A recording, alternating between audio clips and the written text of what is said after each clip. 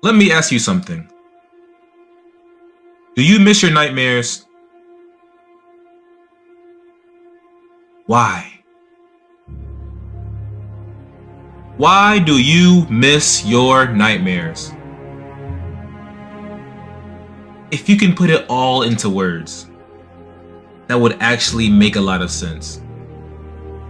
Even if it feels strange to admit.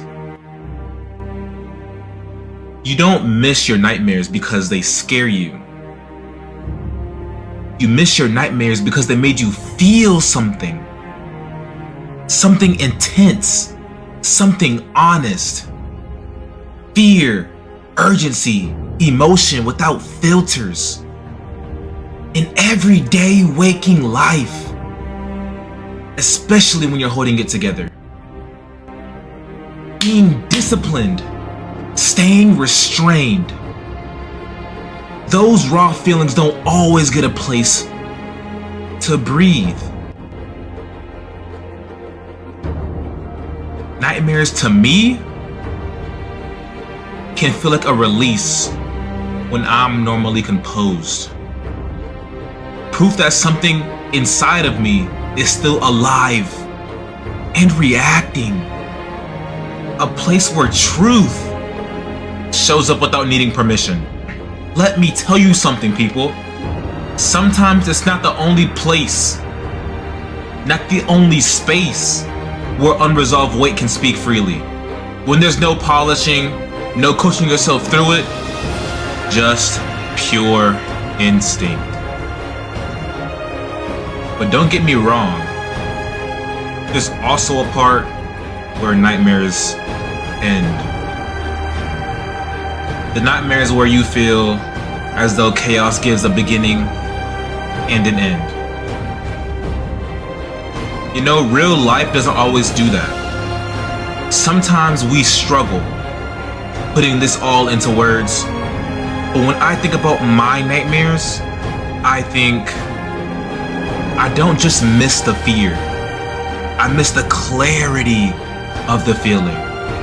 The way something mattered enough to disturb me. I'm not longing for pain. I don't think you guys listening to me. I'm not longing for the pain. I'm longing for the depth, the meaning, the release. Something that cuts through the quiet endurance I have been practicing. Sometimes we don't miss the thing itself. We miss what it gave us access to. The intensity, the honesty, the reminder that something inside us still cares enough to shake the walls. And honestly, the fact that you're watching this video tells me you're not numb. You're contained. Matter of fact, let me say that again. You are not numb. You are contained. There's a difference. Numb is empty. Contained is powerful, but quiet. The fact that you have been doing and practicing a lot of quiet endurance lately, it makes sense that a part of you misses a place where emotions didn't need discipline or explanations. Just take a minute to sit with your thoughts a little longer. Just relax. Sit down. Ponder. You don't miss the darkness. You miss how awake you were inside of it. No rush to label it. You're not broken feeling this way. You're just paying attention to the emotions and not neglecting them. And that's usually the start of something very important. Even if you say, if you remember your regular dreams more than your nightmares, even when you wake, it can say what your nightmare was about but not really recall most of it. What this means, what I'm describing sounds less like missing the content of the nightmare and more like missing the residue that it leaves behind.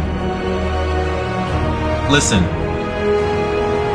you don't remember the scenes, you remember the aftertaste. Nightmares tend to live in the body, not the story. They spike adrenaline, tighten the chest, even flip a switch.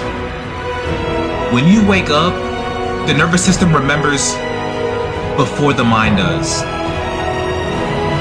So you can name the theme: chasing, danger, pressure, but not the details.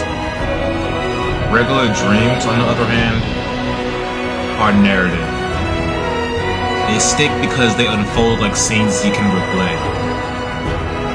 So when someone says that they remember their regular dreams, that makes sense. And when you say you can explain what the nightmare was about, but not really recall it, that actually tracks with how nightmares work. If I had to put these past experiences into words, it might sound something like, the nightmares don't stay as memories, they stay as feelings. I remember the impact, not the images. Or maybe I don't archive the chaos, I absorb it, then move forward. Let's just not remember the scenes. Let's remember what they meant. If this spoke to you in any way, you can support the video with a like.